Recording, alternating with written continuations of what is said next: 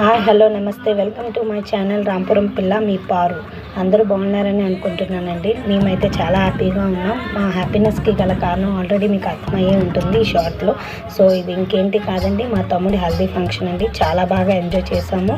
So చాలా డ్యాన్సులు వేసుకున్నాం, అన్నీ చేసామండి. ఈ వీడియోలో కనిపిస్తున్న వీళ్ళిద్దరూ మా అమ్మ నాన్న అండి. మా పాపతో సహా చాలా బాగా ఎంజాయ్ చేసి డ్యాన్సులు కూడా చేసామండి. ఎలా ఎంజాయ్ చేసామనేది ఈ వీడియోలో చూడండి. కూర్చుని మాట్లాడే